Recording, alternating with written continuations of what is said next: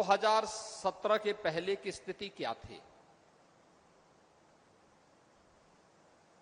भर्ती निष्पक्ष और पारदर्शी तरीके से नहीं होती थी, भेदभाव होता था, पैसे का लेन देन होता था, एक एक भर्ती पर बोली बोली जाती थी। परिणाम क्या था? नौजवान के हितों पर तो कुठाराघात होता ही था, साथ साथ प्रदेश की कानून व्यवस्था भी तहस नहस हो गई थी। प्रदेश में दंगों का दौर चला, प्रदेश में अराजकता थी, गुंडागिर्दी थी, न बेटी सुरक्षित थी, न व्यापारी सुरक्षित था। कोई व्यक्ति घर के बाहर जाता था तो सायंकाल होते होते परिवार के लोग चिंतित होने लगते थे कि वह कब घर सुरक्षित पहुंचेगा। प्रदेश में निवेश नहीं होता था तो विकास पूरी तरह अवरुद्ध हो गया था। नौजवान प्लान कर रहा था। प्रदेश के अंदर अराजकता, दंगों के उस दौर में लगातार आतंकी घटनाओं ने भी अंजाम देना प्रारंभ किया। अनेक घटनाएं प्रारंभ हुई। अयोध्या में श्री राम जन्मभूमि पर आतंकी हमला हो, काशी में संकट मोचन मंदिर, काशी की कचहरी,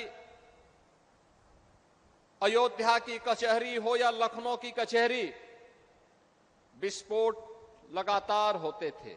सीआरपीएफ कैंप रामपुर पर आतंकी हमला, ये उसी दौर की बात है जब निष्पक्ष भर्ती की प्रक्रिया को पिछली सरकारों ने अपनी राजनीतिक स्वार्थों के लिए बाधित किया था।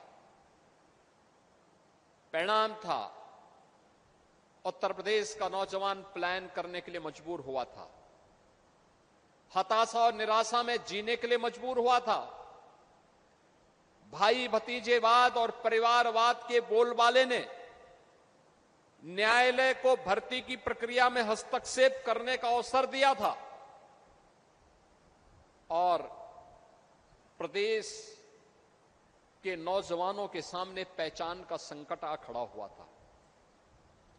एक पहचान का संकट,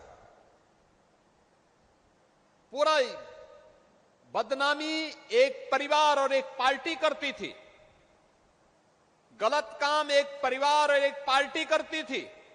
खामियाजा उस समय की 20 करोड़ की आबादी को भुगतना पड़ता था जब उसके सामने पहचान का संकट खड़ा होता था। और इसी अराजकता,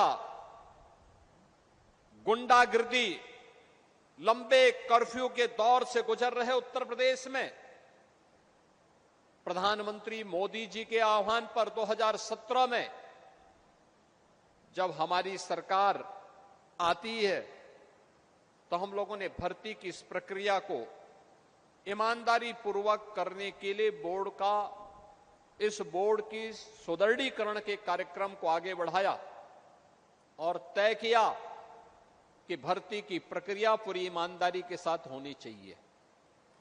अगर कहीं भी किसी नौजवान के भविष्य के साथ किसी भर्ती बोर्ड और आयोग ने भेदभाव किया तो उनकी जवाबदेही तय होगी।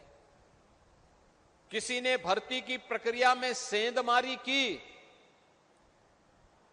तो उसकी 7 पीढ़ियों को फिर इस सेंधमारी का जवाब देना पड़ेगा और उसके परिणाम स्वरूप जो कार्रवाई उस समय हम लोगों ने प्रारंभ की, आज परिणाम है उत्तर प्रदेश देश के अंदर सर्वाधिक पुलिस की भर्ती और सरकारी नौकरी देने वाले राज्यों में उत्तर प्रदेश पहले नंबर पर आता है, अग्रणी राज्यों में है।